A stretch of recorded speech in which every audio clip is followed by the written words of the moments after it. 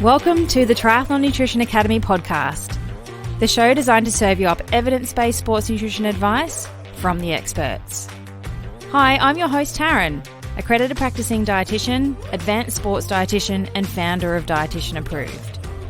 Listen as I break down the latest evidence to give you practical, easy-to-digest strategies to train hard, recover faster, and perform at your best. You have so much potential, and I want to help you unlock that with the power of nutrition. Let's get into it.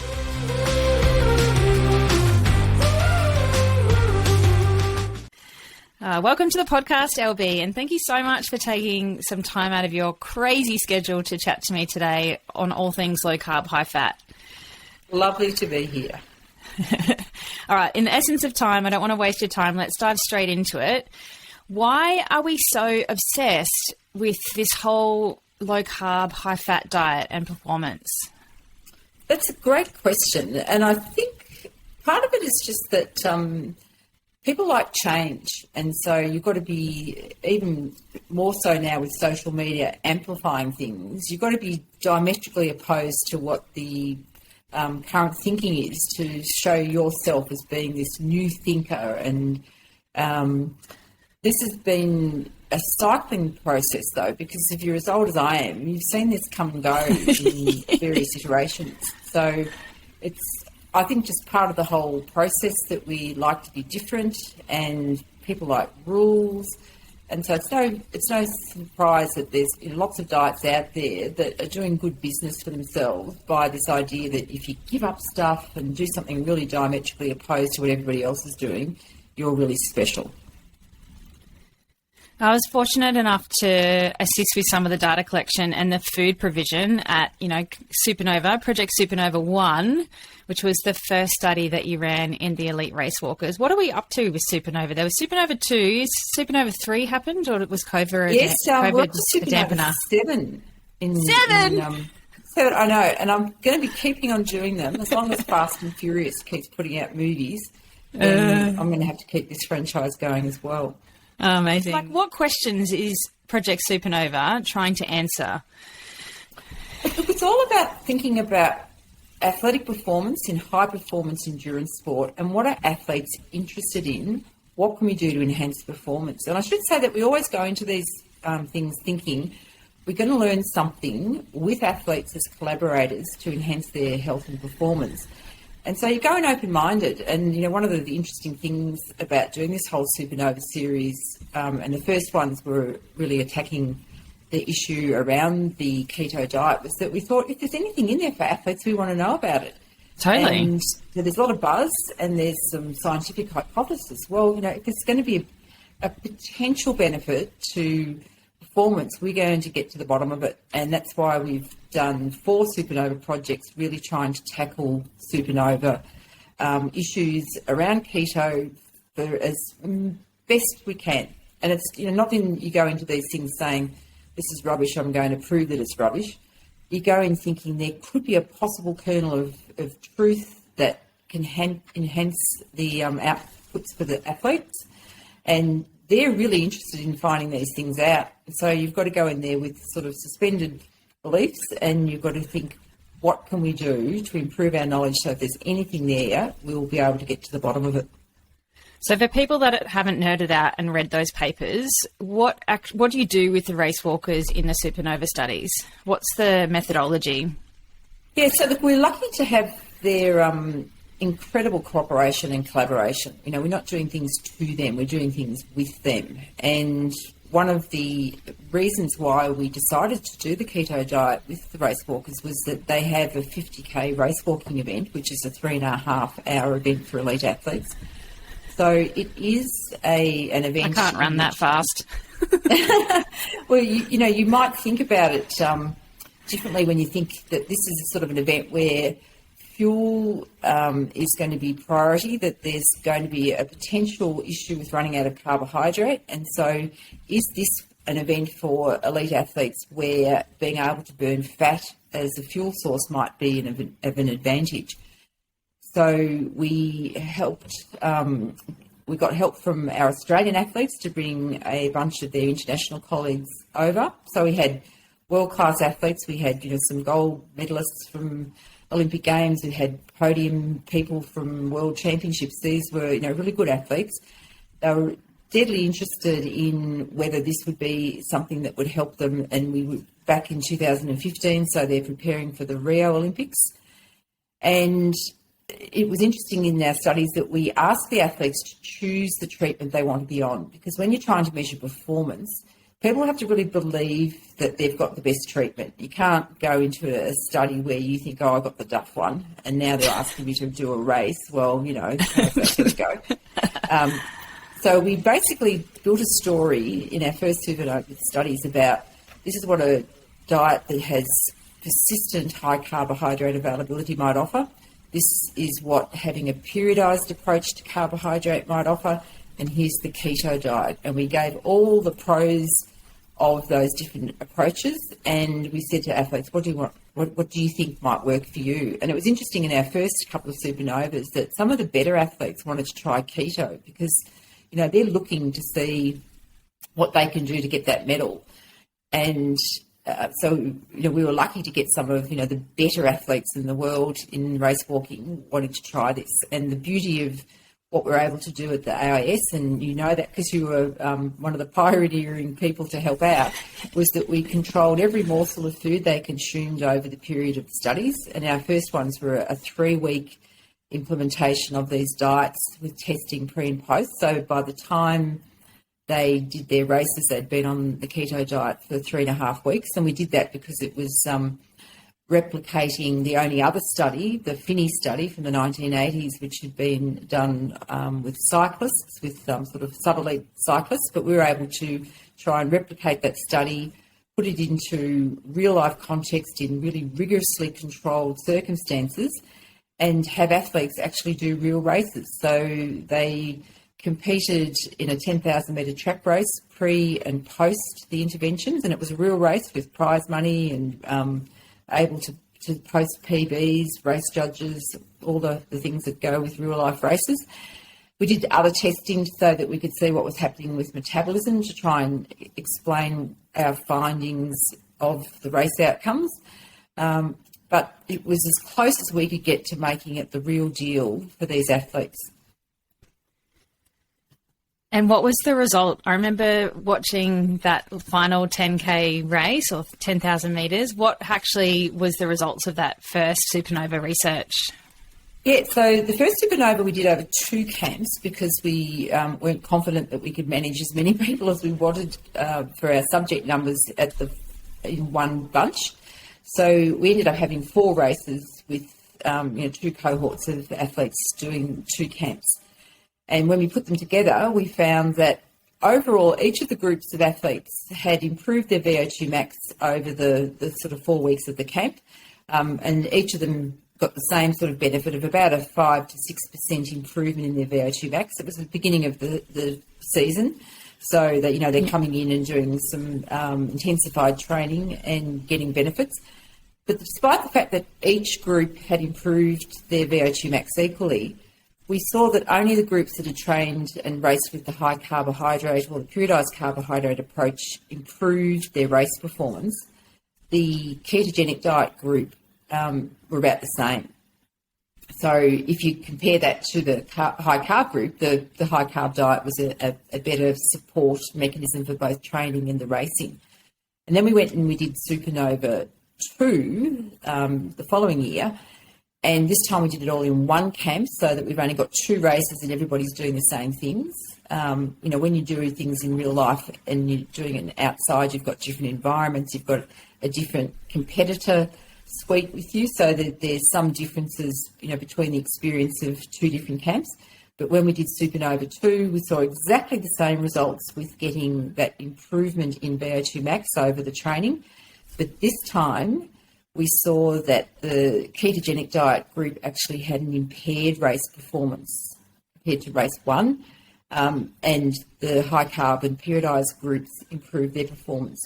The differential between race 1 and race 2 with both Supernova 1 and Supernova 2 was about 8%. So wow. There was an advantage of about 8% to have done the races and training with the carbohydrate support.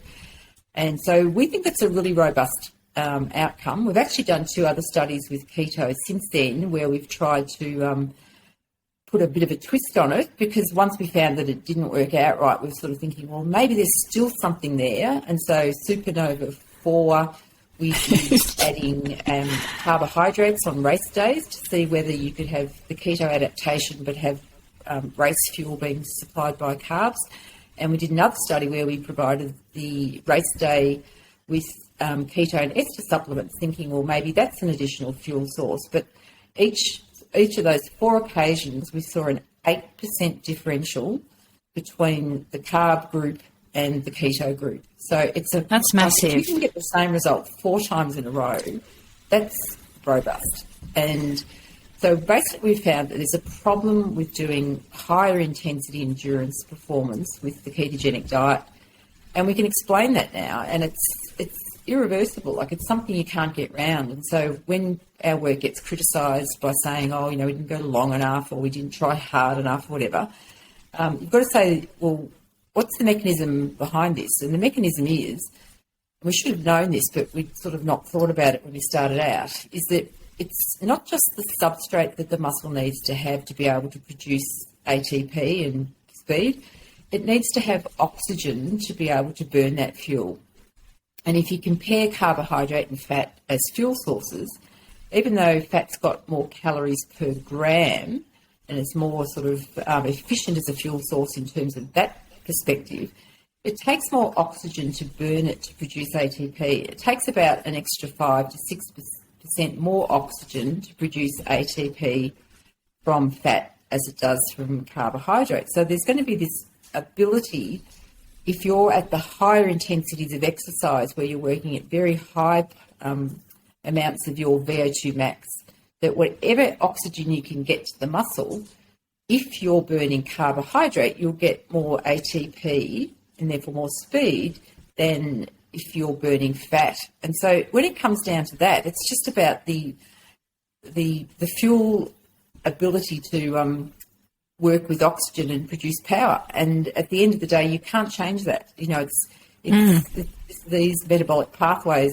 we've been living with for eons and eons and eons. And it's not a matter of going for 6 weeks or 12 months or 2 years to change that. When it gets down to the bottom line, if you're doing sports where higher intensity exercise at a higher percentage of VO2 max is required, then you want the most efficient fuel source, the most economical fuel source, that every bit of oxygen that you can deliver to the muscle gets maximum bang for its buck in terms of fuel conversion to ATP. It's an amazing series of research, and it still boggles my mind that people question it and also are really stubborn and keep their head in the sand and go, no, well, this works for me and I perform better. And so I'm going to tell all of my athletes to do the low carb, high fat model because it's, advantageous for me. Actually drives me a little bit nuts to have such beautiful research. Yeah. It's a comment on our times and about how much the personal story, the anecdote, the testimonial, and also just the social media amplification of simple ideas. And look, we've seen that in the last 3 years with COVID, just the ability for people to promote fake news. And if you say it loud enough, there's a group of people that will listen. And look, I'm not disputing that there's different ways in which a ketogenic diet could be applied to sports performance. And if you're dealing with events which are carried out at lower percentages of VO2 max, then it's not so important that you derive as much benefit from oxygen conversion to ATP as in other events. But the events that I'm working with, the athletes for success need either throughout the race or at critical times to be able to be as economical with producing their power as possible. And one of the ways I've tried to explain it, and it's sometimes still goes over people's head, is that, I went to the New York Marathon just 2 weeks ago, and you look at the race pool, there's 50,000 people there, and I reckon at least half of them were wearing super shoes. They're all, wearing $400 pairs of Nike, Vaporfly, Alphaflies, or whatever the different version of the event for the different manufacturers are. because they are proven to enhance sports performance. And the way that they work is that they reduce the oxygen cost of movement. Because they're able to conserve and return energy, you improve your ability to convert your power into speed by about 4%. And it's about reducing the oxygen cost of exercise.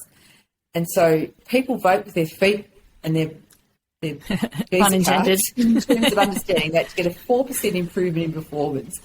And you can see that it's commercially viable. But if you have a look at the World Athletics records for every event from 5,000 metres right up to 100K, over the last 5 years since those shoes have been around, every event for males and females has had an improvement in the world record. So every world record has been broken and attributed to those shoes. That's how world-changing a 4% improvement in exercise. Yeah. So same as the swimsuits. Why would you then take a diet that reduces it by a similar amount and expect that that we can get past that, or we can cover over it, or whatever? It's just crazy. Same as those swim speed suits that actually ended up getting banned because they were promoting world records in the pool every time they were worn as well. Yeah, and it's all about being, how much effort is your body producing and converting to speed or power, and the oxygen cost of doing it is one thing that contributes to that relationship. And there's ways that you can improve it, but there's also ways that you can reduce it. So. But look, I did a debate a couple of weeks ago with somebody else on the keto diet, and I produced all this evidence and produced the pathways to explain it. And still we're hearing, oh yes, but so-and-so famous athlete follows the keto diet and he's successful. Yeah, he's got a Netflix documentary, so he must be good. Yeah, and that's basically the sort of the two sorts of evidence that people are listening to. And for some people, just that anecdata is really powerful. The fact that it's a different event and a different sort of athlete is, sometimes not really understood. But look, at the end of the day, I think, some of us have got these beliefs. I call it this scienciness, that, we just so believe in it so much that it must be right. And then we've got the confirmation bias. So we believe that, we're looking for information that we hope that will support that. So when you hear the story about a famous athlete who's keto and that fits your mindset, you think, yes, there's the evidence. And look, we're all absolutely capable of being like that. I mean, I've got a lot of confirmation biases as well, things that I like and like to believe. I'm sure when I see a piece of evidence that fits that, I pocket it away and feel really smug about it. So it's, it's not only happening on that side of the fence, but it is sometimes strange that you, even in the face of really strong data and a really irrefutable sort of basis to that can be explained by, basic science, that people still want to kind of go past it. Look, good marketing, really good marketing. We live in a world where we have to tolerate differences of opinion. And as I said, I'm never going to say that the ketogenic diet isn't a suitable choice for some athletes, because there are different types of sport and different types of individuals for whom it might be a good choice. It's just that that's not the group of athletes that I work with. My athletes, need to be able to work at really high intensities. And that's something that people don't understand. If you talk to the average punter when they're watching a marathon, they'll say, oh, yes, it's aerobic exercise, it's fat-burning exercise. And, it's... a 2-hour marathon. But you look at a definition of aerobic exercise or endurance exercise, and it's sort of 60 to 80% of VO2 max, which, particularly down at the lower ends of that range, is able to be supported by fat oxidation. But at the very higher ends, and particularly when you then move to elite athletes, Kipchoge's not even running at 80% of VO2 max when he runs his 2-hour marathons. He's more likely running at 90% of VO2 max. So we're talking about really special individuals who are doing something that's not genuinely understood by the average punter. Another thing at the marathons that's cool is that, sometimes the shoe manufacturers will bring in a truck to the marathon and they'll set it up with a treadmill, and they'll invite people in the street to come and run on the treadmill at the speed that the top runners are running at and see how long they can last. Yeah. And, so you get a lot of these sort of quasi-athletes, the sort of young males who think they're pretty fit, wanting to show off, and they'll get up on that treadmill and they'll last 50 seconds, 2 minutes, because people don't really understand just how truly incredible high-level sport is. We watch it from our armchairs and we see it on TV, and they look like they're hardly puffing, so we just, have a different viewpoint of it that's completely different to what's happening in real life. Yeah, that good old armchair experts. So for the athletes that I work with, people that might do, say, an Ironman full distance triathlon, who are going quite aerobically, would the low carb, high fat option be a good choice for them for performance, or something to play with? It could be under a couple of situations, and there's a really nice paper that Ed Maunder from New Zealand has done looking at, and it's called Horses for Courses. And it basically says that even though you think you're doing the same event, and it does take the Ironman event as its exemplar, not everybody in the race is having the same experience. So True. The winners who are doing, the shorter times and working at higher intensities are having a different experience to the guys that are just, getting home and getting in under the 17 hours. And if you have a look at what the relative intensity of their workload is, the higher, the better individuals probably can't sustain that just using fat. But people who are doing 15-hour, 16-hour events are working at much lower intensities, which theoretically could be supported by fat. You've got to say to yourself, though, is that what they're doing for the whole of the event? And if you're just an age group wanting to finish, you might be happy to just pace it out at what you can do. If you're a high-level competitor, even though what you might do is your average intensity still might be supported by fat, you've got to think about it as, is there going to be a period of time when you're going up a hill or you're trying to out-sprint the guy ahead of you that, to get on the podium or to do your PB or whatever it is?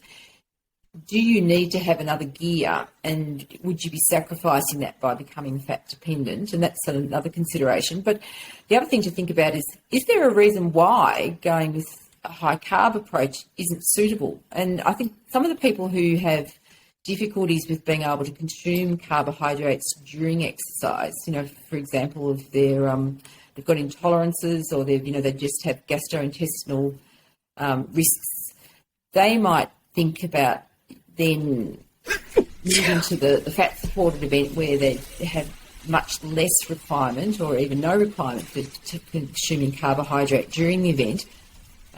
In the real-life supported events, there's going to be aid stations, and you're going to be able to carry stuff on you or on your bike when you're doing the event. So access to the food supplies that you need is not going to be a problem. But if you were doing an event on your own, just say you wanted to go out and have the pleasure of completing an Ironman distance, but you're going to do it all by yourself, and there's no aid stations, then that might be another situation where you think that there's no ability to be able to take enough carbs with you unless you go out and plank them all over your little course. But, some of those ultra-endurance events which are self-supported where it is difficult to take enough carbs with you, or if you're doing a sled across the Antarctic expedition, sort of an idea where you have to carry it all with you over, you have to carry 40 or 60 days of food supplies with you, you might think to yourself, well, fat is going to be more compact than carbs in terms of the food supplies I need to carry. So maybe that's another time when I might be willing to be more fat supported than carb supported. So there are scenarios where it might be less detrimental or possibly useful to athletes, but these are becoming exceptions rather than the rules in most situations. So it's a matter of understanding what your event is, what your particular circumstances are, and seeing the best mix. And you do find now that even some of the people who are being promoted as being keto people, they often do still include carbs in their diets. I've read of case histories where some of these keto endurance and ultra endurance athletes will a couple of times a week still add some carbs around their training sessions to be able to train at higher intensities, so that they're not squandering that aspect of their preparation. But on race day, they'll also take carbs with them as an extra fuel source. Now, they won't be as efficient and effective in being able to absorb and use that carbohydrate as a non-keto adapted athlete, but it still may improve on their ketoness.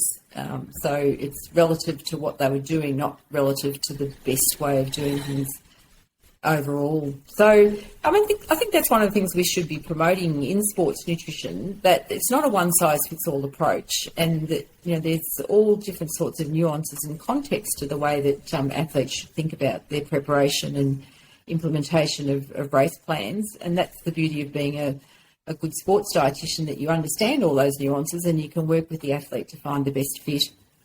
You just answered my next question for you, which so there's a lot of keto athletes that do that. They kind of throw a bit of carbohydrate around their performance sessions in the week, and then they'll race on carbohydrate, which is kind of a little bit counterintuitive. Like you just said, you upregulate those fat-burning pathways and downregulate the carbohydrate ones. So they're kind of going from this full-on keto to a bit more periodized, which I think is a good little shift because they're starting to understand the benefits of that. Do we see any difference to performance in the literature from somebody that, like, I know you've done that from going to keto, yes, from keto to then fueling with carbohydrate on race day? Yeah, we still found an impairment of performance in the higher intensity domains, and that's because when you are keto adapted, you downregulate your ability to use carbs. You probably downregulate the absorption of carbs from the gastrointestinal tract, but you certainly, and we've done this in other studies before we got onto keto, we did a lot of fat adaptation studies with non-ketogenic versions of the diet. So they were carbohydrate restricted, but not as high in fat and as minimal in carbohydrate as the keto diet. And in those studies, we took biopsies from athletes so they were able to see what was actually happening in terms of the cell and its regulation of fuel usage. And are we talking about quad, like puncture through the muscle biopsies? Yes. Yeah. So we had some athletes back in 1990s who were happy to do that for us. And we found you certainly upregulate fat pathways. So you upregulate the transport of fat to the cell and its ability to get into the mitochondria and its ability to burn. But at the same time, you're down-regulating glycogen use. You down-regulate the enzymes that break down the glycogen in the muscle, but particularly the enzyme that takes the byproducts of carbohydrate, early metabolism, pyruvate, and enter it into the TCA cycle, the Krebs cycle, where the we're getting deep. We're getting deep. Carbohydrate occurs, and because you've down-regulated that, you just can't put the same amount of carbohydrate oxidation through this system. So even there's no way of being optimally carb adapted and fat adapted at the same time. You've got to choose which one becomes the more important. And so, look, I mean, when we think about approaching optimal preparation for an athlete, we do like this periodized approach, but I would be more happy to come at it from the carbohydrate angle, that you're mostly carbohydrate supported, but you periodize sessions where you've got low carbohydrate availability in your preparation, then the keto athlete who's mostly carb or mostly keto adapted and then occasionally put some carbs in. So I'd rather put the shift of the periodization to being mostly carbohydrate supported, because each session you can change easily, whereas if you're keto adapted, you need several days to get to the adaptation to keto, but you can't undo that with one session properly to be able to fully use carbohydrate. So you can improve on it, but you can't maximise the carbohydrate adaptation just by popping in one session here and there or one carbo loading cycle to get to the to the race.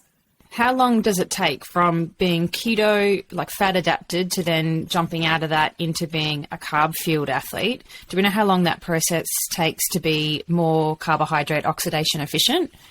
Yeah, look, that's great question, and I think there's different aspects of it. I'm not sure how quickly the gut adapts, because remember, we've got to get the carbohydrate from your intestinal system across those walls and into the blood to be delivered to the muscle. So there's that aspect. In terms of what happens at the muscle level, though, we haven't put a time course on that, but we think it's probably the same order as how it adapts to fat, that it takes 5 or 6 days to maximise fat oxidation in well-trained athletes.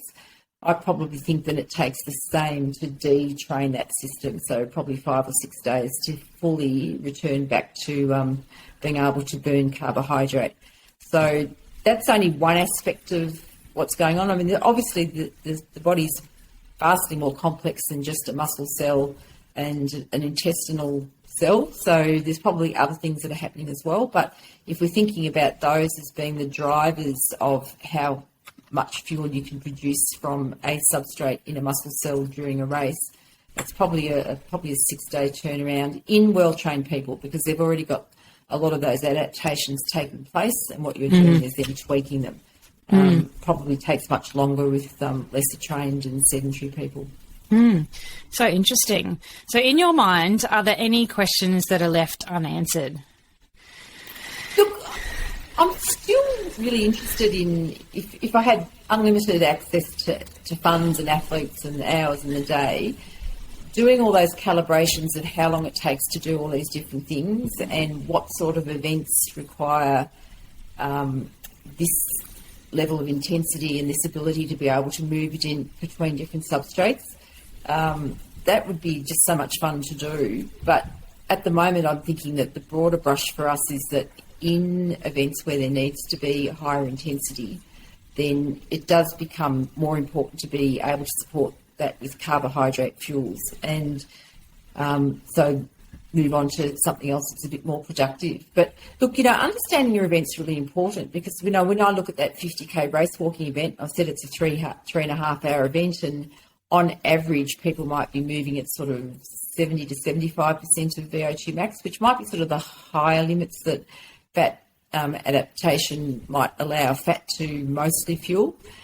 But if you have a look at the way the events are won, I mean, the best example of that is a race that was done a couple of years ago by Johan Diniz, the French race walker, and he did an incredible event where he sort of came from behind and won at the European Championships. So, his event took him, I think it was 3:34 to finish the event, but he became faster and faster towards the end of it. And at 48 kilometres into the race, his next split was just over 4-minute Ks. And amazing. So that's moving at probably 85 to 90% of VO2 max to be able to do that at the end of the race. And so you can't just look at the average time or the average intensity or the average speed that athletes are doing. You've got to see what are the tactics that are required to get to the line first, and also what's the terrain of the course. If you've got lots of hills and requirement for higher intensity work, then again, that's a different kind of event you need to consider. Excellent point. So can you give me, LB, I don't know if this is possible, but a one-word answer. Does low carb, high fat enhance endurance performance? No. That was difficult, wasn't it? I was looking for the qualifying. Maybe no-ish. Could I say that? No-ish? Yeah, it's kind of got a hyphen. That's one word. With the ability to say in most of the situations that I'm interested in, no, it won't. But, there's the possibility that it can under certain circumstances. And so nothing's ever completely black and white. That's, if you're a good scientist and a good practitioner, if you're able to live with several different answers to the same question, it depends. It depends. That's my favourite saying. I'm going to get it printed on a T-shirt. I'll do one up for you too, and I'll send it to you. It depends. I'll wear it in my next New York Marathon. Ah, yes. So you've always got lots of things on the go. What's next for you, LB? Oh, well, we've got Supernova 7 coming up in January. We've got some fantastic research activities happening at the moment. I've got a great little team at Australian Catholic University. We've just finished the most wonderful study, the Female Athlete Research Camp FARC, and we did... Who named it that? Is it FARK? Yeah, FARC. Oh. Yeah, keep going. Sorry. We were FARC'd at the end of it because it was full on. My mother's not going to listen to this. I can't believe you got that through ethics.